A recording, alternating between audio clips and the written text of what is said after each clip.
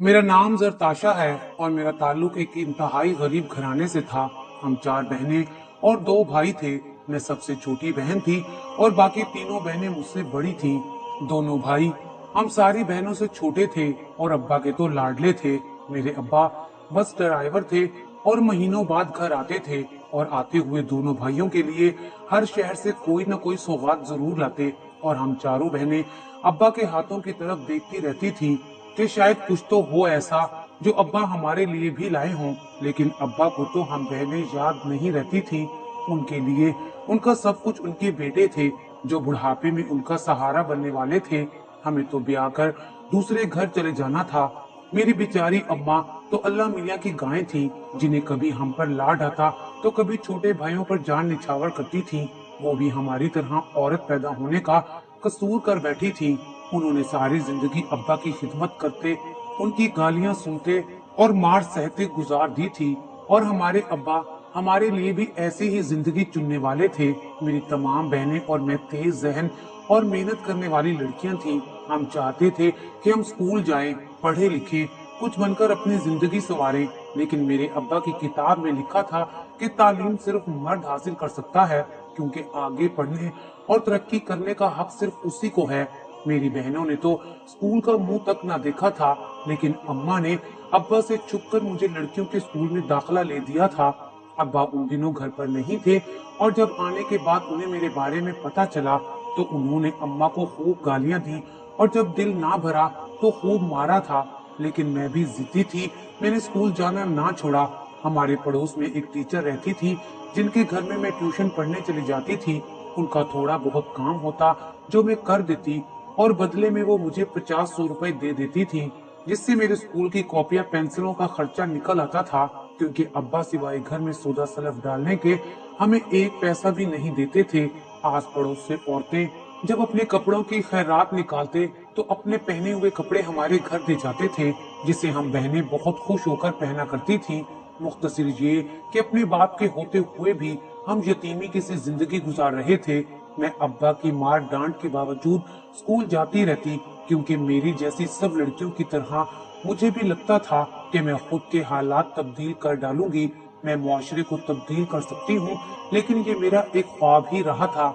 मेरी बड़ी बहन 16 साल की थी जब अब्बा ने उसकी शादी फुप्पो के बेटे से कर दी।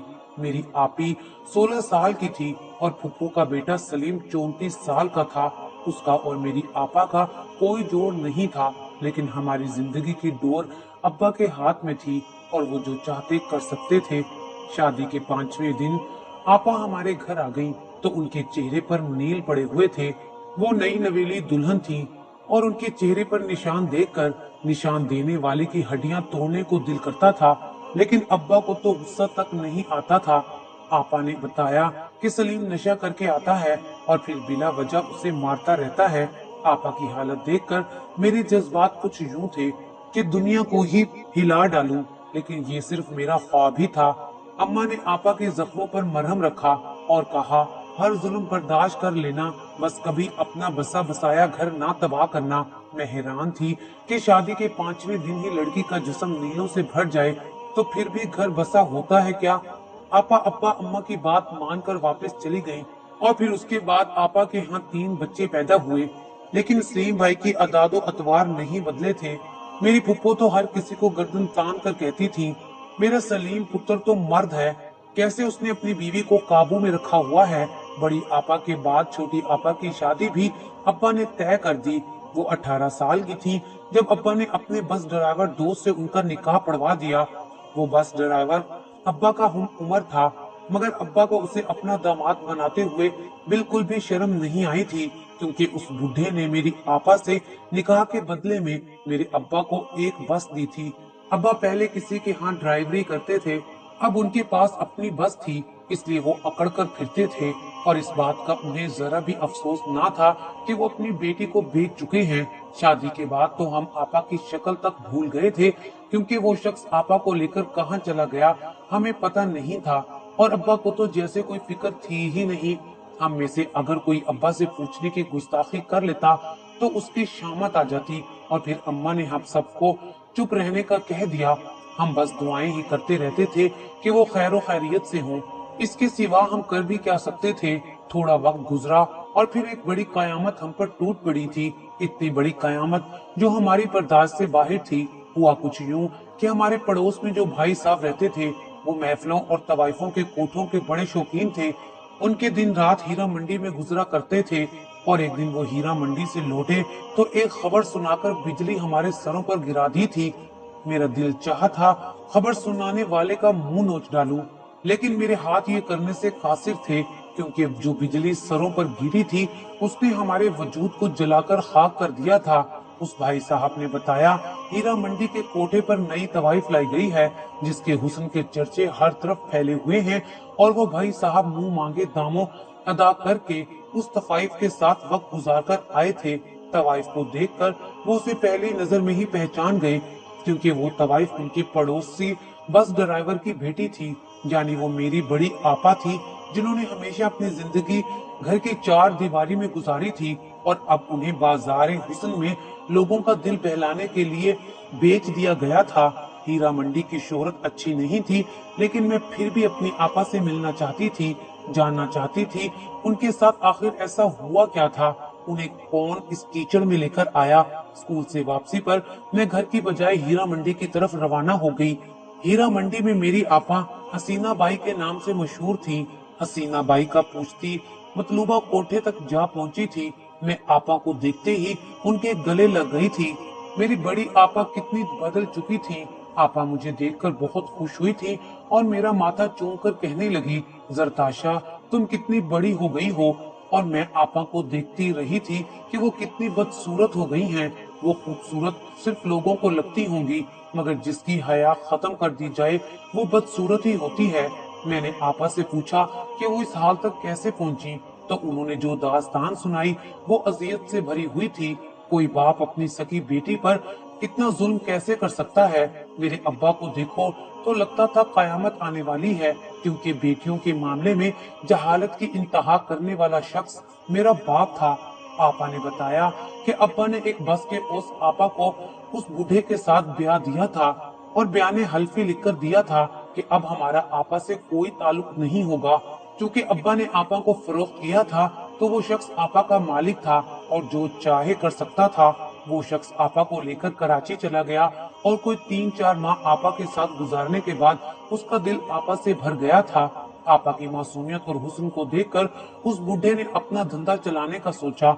आपा के रोने और मिन्नतें करने के बावजूद उस बुढ़े ने आपा को मर्दों के सामने नचवाना शुरू कर दिया, और जब आपा के हुस्न के चर्चे दूर दूर तक फैल गए, उस बूढ़े ने रक्स के आगे धंधा शुरू कर दिया। आपा ने कहा वो मजीद कोई गुनाह नहीं कर सकती, वो अपने आप को अपने शोहर के अलावा किसी के हवाले नहीं कर सकती। तो उस बूढ़े ने आपा को तलाक दे दी और जबरदस्ती धंधा शुरू करवा दिया। आस पास हर तरफ से लोग आने लगे थे।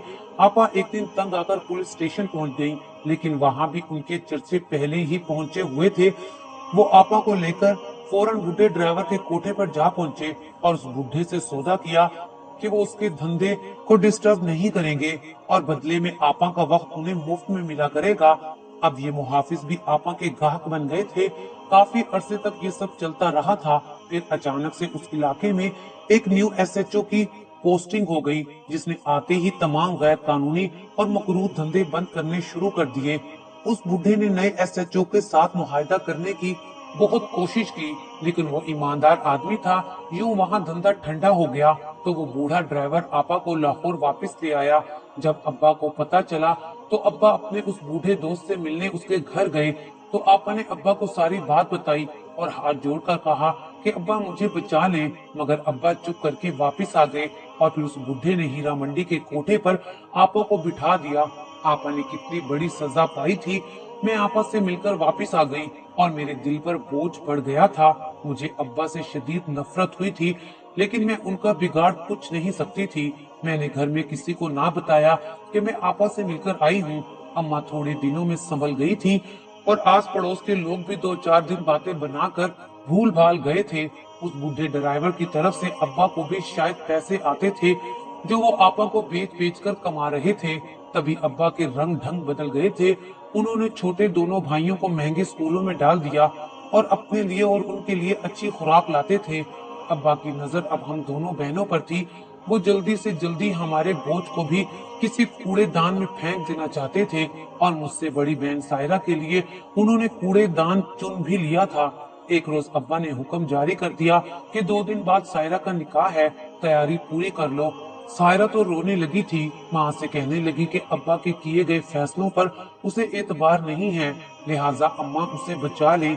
लेकिन अम्मा ने सारी जिंदगी डरते डरते गुजारी थी। उन्होंने न कभी अपने लिए और ना ही हमारे लिए हिम्मत की थी, और यही वजह थी कि आज हम सब तबाह हो गए थे, हमारी जिंदगियां बर्बाद हो गई थी।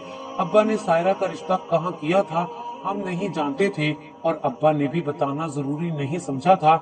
बस 2 दिन चुटकी बजाते गुजरे और सायरा मुझे बचाओ की सदाएं लगाते डोली चढ़ गई। पहले मुझे सिर्फ अब्बा से नफरत थी, सायरा की रुखसती के बाद मुझे अम्मा से भी चिढ़ हो गई थी। मैं जानती थी एक दिन मुझे भी यूं ही अब्बा किसी लूले लंगड़े या किसी जुआरी के साथ रुखसत कर देगा और अम्मा हमेशा की तरह डरती ही रहेगी। बस इस दुनिया में एक हमारी अम्मा ही हमारे लिए हिम्मत कर लेती तो हम चारों बहनें यूं जलील ना होती। मेरे मैट्रिक के इम्तिहान होने वाले थे कि जब एक दिन अब्बा ने शोशा छोड़ दिया कि मुझे भी देखने कुछ लोग आ रहे हैं।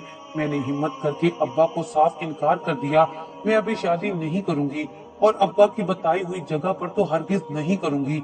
अब्बा मेरी बात सुनते ही गुस्से में आ गए और मुझे मारने के लिए आगे बढ़े, लेकिन फिर शायद ये सोचकर पीछे हट गए कि नील ज़दा चेहरे के साथ मैं रिश्ते वालों को भला कैसे पसंद आऊंगी। और फिर मेरा गुस्सा उन्होंने अम्मी पर निकाला। मैंने बामुश्किल अम्मी को उनसे छुड़वाया। अब्बा ने मुझे धमकी दी कि मैंने शादी से इनकार किया तो वो मुझे और मेरी माँ को मार डालेंगे। मैं मजबूर हो गई थी, मुझे अपनी और माँ की जान बचानी थी, इसलिए चुप हो गई। अम्मा दिन ब दिन नीम पागल होती जा रही थी। अब्बा के बताए हुए मेहमान आ गए थे। लड़का उम्र में मुझसे काफी बड़ा था। लड़के का नाम नईम था और वो यूनिवर्सिटी से डिग्री होल्डर था। शक्ल सूरत का भी काफी अच्छा था। नईम की माँ शक्ल और बातों से ही खासी मक्कार और चालाक औरत लग रही थी, और नईम की बहन कभी अपने गले के जेवर तो कभी हाथों के जेवर पर हाथ फेरकर बात करती और अपने पहने हुए बेपनाह सोने की नुमाइश कर रही थी। पहली मुलाकात में ही अब्बा ने 1 हफ्ते बाद शादी की तारीख तय कर दी थी। अब्बा से तो वो लोग पहले से वाकिफ थे। मुझे अब्बा के फैसले पर यकीन नहीं था, लेकिन पढ़ा लिखा लड़का देखकर मैं थोड़ी मुतमईन जरूर हुई थी। जिस तरह वो सारा वक्त बैठा रहा था वो इंतहाई तमीजदार और असल मर्द मालूम होता था। मुझे मेरी होने वाली सास ने कहा था कि मैं शादी के बाद अपने मैट्रिक के इम्तिहानात भी दे सकती हूँ और आगे तालीम जारी भी रख सकती हूँ। वो मेरा कॉलेज में दाखिला करवाएंगी। मेरी शादी से 1 दिन पहले मुझसे बड़ी वाली बहन सायरा रोते हुए घर वापस आ गई और उसने बताया कि उसके शोहर ने उसे बहुत मारा है। उसका शोहर भी 1 नंबर का नशेई और जवारी निकला था, और अब हमें पता चला था कि अब्बा जुआ हार गया था और इसी हारे हुए जुए की भेंट उसने सायरा को चढ़ा दिया था। बड़ी आपा की तरह सायरा का भी जिस्म नीलो नील था और आंखें सूजी हुई थी। उसने जब कहा कि वो वापस नहीं जाएगी तो अम्मा ने उसे सख्ती से चुप करवा दिया, और शाम को जब उसका शोहर उसे लेने आया तो उसने जाने से इनकार कर दिया। लेकिन अम्मा ने सख्ती से उसे उसके शोहर के साथ भेज दिया, क्योंकि अगर अब्बा को पता चल जाता तो वो सायरा को जान से ही मार डालते। अम्मा ने सायरा की बात ना सुनी और उसे वापस भेज दिया गया। 3 दिन बाद मेरा निकाह था। अम्मा ने निकाह पर मेरी सब बहनों को बुलाया था। सबसे बड़ी आपा अपने बच्चों के साथ आई हुई थी। वो बता रही थी कि उसका शोहर है तो उससे बहुत बड़ा, मगर अब वो उसका बहुत ख्याल रखने लगा है। मेरी उससे छोटी आपा जो तवाई बन चुकी थी वो नहीं आई थी। हम सब जानते थे कि उनका आना अब बहुत मुश्किल था, मगर सायरा भी पता नहीं क्यों नहीं आई थी। मैं सारा वक्त सायरा का इंतजार करती रही थी, और फिर मेरा निकाह हो गया। अभी रुखसती होने ही वाली थी कि खबर आई कि सायरा आपी ने खुदकुशी कर ली थी। उसने जहर खाकर अपनी जान दे दी थी। अम्मा ने अब सबको बताया था कि असल में सायरा के शोहर ने उसे तलाक दे दी थी, मगर मैंने उसे जबरदस्ती वापस भेज दिया था, इसलिए उसने अपनी जान ले ली। वो कहती रही वो शख्स का शोहर नहीं रहा, लेकिन फिर भी उसी के साथ सायरा को भेज दिया गया। सायरा को आलूदा कर दिया गया था और इस आलूदगी वाली जिंदगी को वो जीना नहीं चाहती थी, इसलिए वो मर गई। मेरा दिल फट रहा था। मैं कहाँ इंसाफ का दरवाजा खटखटाती। सायरा को दफनाते ही मुझे रुखसत कर दिया गया। बेबस और लाचार इंसान की तरह अपनी बहनों का इंसाफ खुदा पर छोड़ दिया था और अपने शोहर नईम के घर आ गई थी। शादी के शुरू शुरू में सब कुछ अच्छा चला, लेकिन फिर पता चला कि नईम को तो तमीजदारी का निकाब पहनाकर हमारे घर लाया गया था। वो पढ़ा लिखा जाहिल था और फिर पता चला कि उसने तो जेली डिग्री खरीद रखी थी। वो कुछ भी काम नहीं करता था, बस सारा दिन चारपाइयां तोड़ता रहता और शाम को निकल जाता और आधी रात को नशे में धुत होकर वापस आता और फिर मुझे पीटने लग जाता। सास को बताया तो उसने कहा कि क्या हुआ, शोहर बीवी पर हाथ उठाता रहता है। शादी से पहले दिखाए जाने वाले सारे ख्वाब झूठे थे। मुझे मैट्रिक के इम्तिहानात ही न देने दिए गए थे। मुझे जो जेवर चढ़ाया गया था और जो जेवर मेरी नन पहनकर अपनी दौलत की नुमाइश कर रही थी, वो सब के सब सोने का पानी चढ़ाए हुए जेवर थे। और जो तमीजदार बनकर लोगों से मिलते थे, बहुत ही बड़े बदतमीज और बदतहजीब लोग थे। और जो दौलत की नुमाइश करते थे, सब झूठे थे। मुझसे गधों की तरह सारे घर के काम काज करवाने के बाद सास और नंदे बातें भी सुनाती। मैं भी वही जिंदगी जीने लगी थी जो मेरी माँ की थी। हमारी जिंदगी बर्बाद होने में अब्बा का जहाँ तक हाथ था, वहाँ अम्मा का भी हाथ था। अगर अम्मा हमारे लिए हिम्मत कर लेती तो आज बड़ी आपा हर घड़ी शोहर से पिट ना रही होती। अगर अम्मा ने हमारे लिए हिम्मत कर ली होती तो आज मायरा आपा यूं कोठे पर ना बिक रही होती। अगर अम्मा ने हमारे लिए हिम्मत कर ली होती तो आज सायरा हमारे साथ होती। अगर अम्मा ने हिम्मत कर ली होती तो आज मैं इन घटिया और लालची लोगों के बीच ना फंसी होती। सारा रोना हिम्मत का था जो ना की गई थी और जिंदगियां बर्बाद हो गईं। मैं वापस भी नहीं जा सकती थी क्योंकि अब्बा के घर में मेरी कोई जगह नहीं थी, क्योंकि उन्होंने मेरी भी कीमत वसूल की थी और वो मेरी सास ने अपनी वरासत की जमीन बेचकर अदा की थी। बस वो चाहती थी कि उन्हें कोई ऐसी बिकाऊ लड़की मिल जाए जो उनके बेटे का हर जुल्म बर्दाश्त करे और वापसी का रुख भी ना करे। और सबसे बड़ा मकसद मेरी सास का अपने बेटे की कमी को छुपाना था। एक ऐब भी थी कि मेरा शोहर नईम बांझ था और ये बात मर्द मानते हुए शर्म महसूस करता है, इसलिए सारी बात मुझ पर डाल दी गई। मेरी सास ने शादी के पहले सब कुछ मेरे अब्बा को बताकर सौदा तय किया था। अब्बा कितने जालिम थे, हमारा ऐसा कौन सा गुनाह था जिसकी वजह से हमें एक बदतरीन जालिम शख्स के घर में पैदा किया गया था। मेरे लिए कोई रास्ता नहीं बचा था। जिंदगी कांटों में गुजर रही थी कि हम पर एक और कयामत टूट पड़ी। मुझसे 1 साल छोटा भाई सुलेमान ने 1 माह पहले ही कॉलेज में एडमिशन लिया था। वो मर गया था। सुलेमान हूबहू अब्बा की कॉपी था और उसका भी सलूक हमारे साथ अच्छा नहीं था, लेकिन इस सब के बावजूद वो मेरा भाई था। मुझे बहुत तकलीफ हुई थी और जब सलमान की मौत की वजह पता चली तो बेअख्तियार मैंने अब्बा की तरफ देखा था, जो सलमान की मैयत से लिपटे पागल हुए जा रहे थे। उनके बुढ़ापे का सहारा चला गया था और उनकी अपनी लगाई आग में जलकर गया था। आज ये राज भी खुला था कि अब्बा ने उसे अपनी तरह नशे और अय्याशी में लगाया हुआ था। इस बार वो अपने दोस्तों के साथ हसीना बाई के कोठे पर जा पहुंचा था और उसने हसीना बाई को पहचान लिया था, जो मायरा आपी थी। और फिर अपने दोस्तों के बेबाक तबसरों पर उसकी सोई हुई गैरत जाग उठी थी और वो लड़ पड़ा था। और इसी लड़ाई में एक दोस्त ने उसके सर पर पत्थर मार दिया, जिसकी वजह से वो मर गया था। अब्बा ने आपा को तवाइफ बनाकर सुलेमान को पाला था और सुलेमान मरा भी अब्बा के कर्मों की वजह से था। 3 दिन सोख के गुजार कर मैं घर वापस आई तो नईम को नया नशा चढ़ चुका था। उसे कारोबार करना है और कारोबार के लिए रकम दरकार होती है और उसकी डिमांड थी कि वो रकम मैं अपने बाप से लेकर आऊं। वो बाप जो मुझे अपना पसीना भी ना दे, वो मुझे रकम देगा। मैं नईम को टालती रही, मगर फिर उसने मुझे मार पीट कर अब्बा के घर भेज दिया। रकम लेकर आओ वरना वो मुझे तलाक दे देगा। और उसने मुझे घर से निकालते हुए एक तलाक दे भी दी थी। मैं अब्बा के घर आई तो एक और बुरी खबर मेरी मुंतजिर थी, और वो खबर ये थी कि मेरा सबसे छोटा भाई जो कि मैट्रिक का स्टूडेंट था, वो अब्बा की सारी जमा पूंजी लेकर गायब हो चुका था और अब्बा को तो दिवालिया ही निकल चुका था और अम्मा अब्बा को संभालने में हलकान होती जा रही थी।